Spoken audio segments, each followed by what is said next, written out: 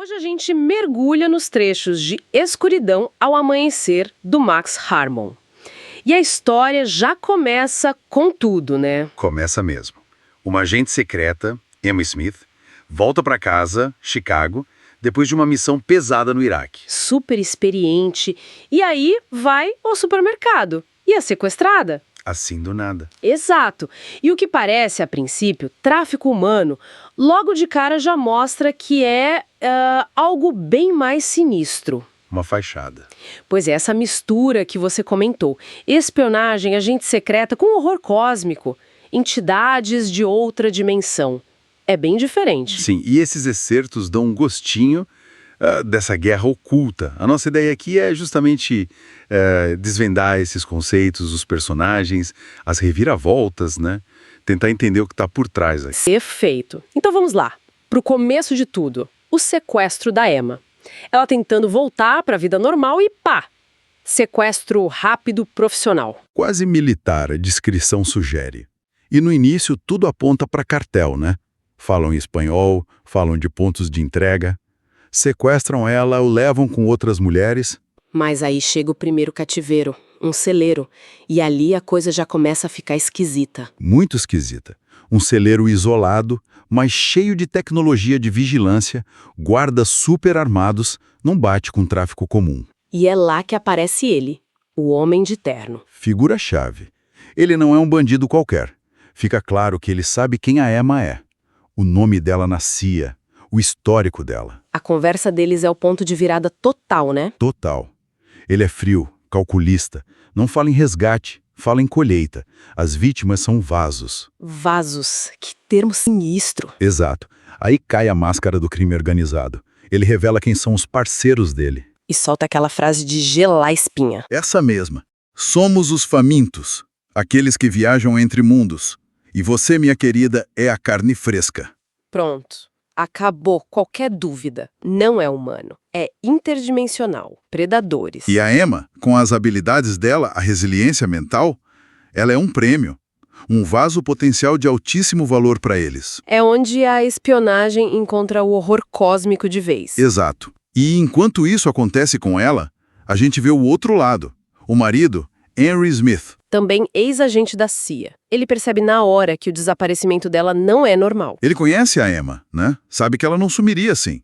Então ele usa os contatos dele, passa por cima da burocracia e aciona a Força-Tarefa Kirkland. Uma força-tarefa mista, CIA e FBI. E aí entra a equipe da Omara Kyoto. Agente do FBI, descrita como implacável e eficiente. E a equipe dela é interessante. O Paulo Amadeu, brasileiro, especialista em redes de tráfico. O sueco, que manja tudo de cartel mexicano. E a Kath. Especialista em armas, quase uma força da natureza. Uma assassina natural, o texto diz. Eles começam a investigar. E o que eles acham logo confirma a suspeita do Henry, né? Confirma e pior, as pistas normais de tráfico não dão em nada. As vítimas somem ou são achadas em estados bizarros. Inexplicáveis. Até que a equipe chega à conclusão inevitável. Direto ao ponto. Os mandantes, os que puxam as cordas, não são humanos. E aí a história começa a explicar melhor. Os viajantes, essas entidades. Isso. E a necessidade deles. Precisam de humanos específicos, com sangue específico, resiliência mental. Para quê? Para serem vasos. Ou âncoras. E os portais, pontos de passagem entre os mundos. Exato. O tráfico humano vira só a ferramenta, o método para conseguir a matéria-prima, digamos assim, para facilitar a invasão. Enquanto isso, a Emma, ela não fica parada esperando, né? Mesmo drogada, presa num caminhão frigorífico, indo pro México. De jeito nenhum. Ela usa tudo que sabe, se liberta, organiza as outras mulheres, transforma o medo delas em ação. É impressionante. Mostra o treinamento, claro, mas também uma força interior, né? Uma tenacidade. Com certeza. Já indica que ela tem algo a mais. Essa fuga leva ela e as outras, porque parece ser o centro da operação em Ciudad Juárez. Um armazém gigantesco. Mas não um armazém qualquer. Não mesmo. Lá dentro, ela dá de cara de novo com o Homem de Terno. E ele explica mais. As vítimas como âncoras. A presença delas, a energia vital, ajuda a estabilizar a conexão entre as dimensões. facilita a passagem dos viajantes. E ele deixa a intenção bem clara. Aquela frase: Vocês não estão apenas invadindo nosso mundo. Vocês estão se preparando para conquistá-lo. Não dá para ser mais direto. é o clímax total. E bem nessa hora, a equipe do Henry e da Omara chega. Exato. O armazém vira um pandemônio. Tiro para todo lado, mas com um elemento sobrenatural no meio. E a Emma usa aquela arma especial da CIA. Fogo infernal. Uma granada incendiária. Ela identifica o portal ativo e usa a granada. As chamas verdes antinaturais, consumindo tudo. Uma cena bem forte. Fortíssima. Ela acha que fechou aquela porta ali. Mas o texto deixa uma pulga atrás da orelha. Será que fechou mesmo? Essa dúvida não dura muito, né? Porque logo depois, nos escombros... Isso. Enquanto as equipes vasculham tudo em Juárez, a Kev, a especialista em armas, encontra algo. Algo totalmente fora de lugar. Uma ponta de lança antiga. Mas muito estranha. O metal é frio, parece sugar a luz e os símbolos gravados nela se mexem. E a Kev, que entende de artefatos, tem um palpite terrível. A lança do destino. A lança de Longinus. Um objeto de poder imenso. Só isso já seria um choque, mas aí... Acontece algo ainda mais bizarro. Surge uma figura do nada. Um homem alto, vestido de escuro, com olhos que brilham branco. Uma luz fria. Alguns portais nunca se fecham realmente. Eles apenas se movem. Acabou, o jogo mudou de novo. A ameaça continua, um artefato poderoso está na mão deles e os portais podem reabrir em qualquer lugar. A investigação, então, tem que mirar em quem está ajudando isso aqui, no nosso mundo. E aí surge o nome, Ignacio Murilo Fuentes, o El Tiburón. O líder da rede de tráfico que pegou a Emma. Mas a investigação, agora com Emma e Henry agindo mais por conta própria, com a ajuda de um hacker, o Lucas Penha, mostra que ele é mais que isso. Ele não é só um criminoso comum, ele sabe das entidades. Corabora. Exato. Ele não só vende pessoas, ele seleciona, fornece os vasos que os viajantes precisam e mais, ele constrói a rede. ONGs de fachada, rotas... Como a Emma percebe, ele não está apenas fornecendo corpos, ele está construindo uma rede. Cada ponto é um portal em potencial. Isso faz dele uma peça central na invasão. Ele vira o alvo número 1. A caçada leva eles para uma ilha base do El Tiburón, um lugar descrito como estranho, com estruturas antigas. Sugerindo uma conexão mais antiga com tudo isso. Eles conseguem pegar ele, levam para uma casa segura da CIA para interrogar. E no interrogatório ele é perturbador, calmo, demais, sádico. E ele sabe coisas da Emma. Diz que ela já tocou o outro lado. Não age como um prisioneiro normal. E não era mesmo. Ele arma uma fuga violentíssima durante a transferência. Um caos, tiroteio. E mesmo ferido de morte, as últimas palavras dele são para o Henry sobre a Emma. Ela já pertence a nós. E nesse caos, o Henry é atingido. Morre ali. Um golpe terrível para Emma. Mas antes de morrer, ele dá uma última pista para ela. Procurar um tal bispo, num lugar chamado Rancho do Penhasco, em Santa Bárbara. Ela tá de luto, mas não para. Vai atrás. Junto com a Omara, lidera uma operação do FBI nesse rancho. E o que eles encontram lá é puro horror. 35 mulheres jovens, todas em estado catatônico. Mentes apagadas ou ocupadas. Não é possessão comum, é outra coisa. E eles percebem que precisam de outro tipo de ajuda. Chama um padre local, Padre Marcelos, que já lidou com coisas estranhas.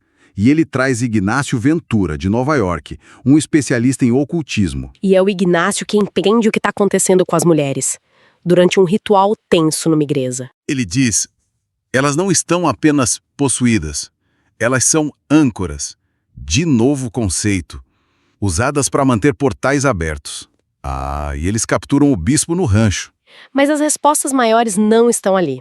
A equipe principal, Emma, Omara, Kaf, agora com Ignacio e o padre, vai para Nova York, para o santuário do Ignacio. Lá ele faz um ritual de proteção na Emma e na Kath. Marcas de ferro sagrado nos pulsos delas, que reagem à presença sobrenatural. E essas marcas parecem ligar a Emma ainda mais a esse conflito todo. E aí vem a parte mais bizarra, o porão do Ignacio. Pois é. Ele mantém uma entidade presa lá, Nibelrock, uma criatura de pesadelo, mas que tem informações. É um pacto arriscado, né? Falar com um ser desses. Mas é o Nibelrock que solta as revelações mais importantes. Exato. Ele explica a Emma que ela não é só uma agente. Ela tem um dom, uma sensibilidade, um poder, que faz dela a chave, a ponte perfeita entre os mundos. Ah, por isso ela é tão importante para eles. E por isso conseguem rastreá-la. Isso. Nibelrock também revela o plano do sumo sacerdote, o Homem de Terno. E o prazo final. Um ritual na Lua Nova, dia 7 de julho, 19 horas, em New Orleans. E ainda joga uma isca sobre o passado esquecido da Emma. Algo sobre o primeiro parceiro dela, Marcus. Muita informação de uma vez. E um prazo curtíssimo. New Orleans. A equipe corre para lá. A cidade é descrita como um nexo, onde o véu entre os mundos é fino. A atmosfera é pesada. Lá, eles encontram o Emílio Santo, um protegido do Ignácio, que conhece os segredos da cidade. E o Emílio tem ajudantes com habilidades psíquicas. A Eva, que vê anjos e demônios, e a Júlia, médium, que fala com espíritos. Conversando no Old Absinthe House, eles confirmam. A atividade paranormal está aumentando. Os mortos estão inquietos. E as entidades estão chamando a Emma. Esse chamado vira perseguição real. Eles são caçados pelas ruas do quartier francês, por coisas invisíveis, sombras. Uma fuga tensa. E no meio disso, a Emma ouve a voz do Andrew, do marido morto. Cruel. Manipulação pura, provavelmente. Ou será? Fica a dúvida. Eles se refugiam no esconderijo do Emílio, um galpão santuário. Chegam reforços locais. Jeanette Thibodeau e Sarah Commel, as praticantes. Alguma tradição espiritual local. Fazem um ritual, uma oração. Pedem proteção. Talvez anjos guerreiros. Preparam o grupo. E a intuição da Emma, o dom dela, agora mais ativo, que aponta o local final, Jackson Square. E surge um último aliado inesperado. Lucien, um taxista, que revela ser de uma linhagem antiga de protetores da cidade. Tá ali para pagar dívidas antigas. A equipe tá completa. E aí, o momento chega. 7 de julho, 19 horas. Jackson Square. O ritual do sumo sacerdote começa. E a descrição é apocalíptica. Céu escuro, chuva com cheiro de sangue, figuras sombrias descendo, demônios subindo, a realidade rasgando. O confronto é imediato. Emma vai para cima. O sumo sacerdote larga a forma humana. Vira algo monstruoso, disforme. Dentes de obsidiana. A Kathy tenta atirar com balas consagradas. Nada. Não faz efeito nele. E aí ele solta a bomba final. Diz que a Emma não tá ali para impedir. Tá ali para completar a abertura. Ela é a chave que ele precisa. Involuntariamente ela ajudaria ele? Que horror. E ele ainda menciona o plano B. Se ele falhar, o chefe assume, uma entidade superior. E enquanto ele fala, a Emma sente a realidade dela vacilar, sendo puxada entre as dimensões. É nesse ponto que os trechos acabam, no auge da tensão. Uau, que percurso, hein? Começa com um sequestro, tráfico humano e termina com a Emma no centro de uma guerra cósmica. Vimos os viajantes, humanos como âncoras, a lança do destino, a rede de portais, culminando nessa batalha em New Orleans. É muita coisa. O que eu acho interessante é como a história mistura o familiar, espionagem, suspense com esse horror que está além da compreensão. Exatamente. A ideia de que essas ameaças podem usar as nossas próprias estruturas, crime, tecnologia, é o que deixa tudo mais... perturbador, né? Faz a gente questionar a realidade. Totalmente. E pra gente fechar, fica aquela ameaça final do sumo sacerdote, lá em Jackson Square. Aquela, digamos que você consiga me parar. Nesse caso, o chefe, ele assume. E com ele, minha flor, nem mesmo as orações mais antigas conseguiram salvá-la. Arrepiante. Quem é esse chefe? Se o sumo sacerdote já é assim, imagina o nível dessa outra ameaça. Pois é, e como isso se liga à ideia do Ignácio, de que algumas portas só se fecham por dentro? Que sacrifício seria esse? São perguntas que ficam ecoando, né? Deixam a gente pensando muito depois que a história termina.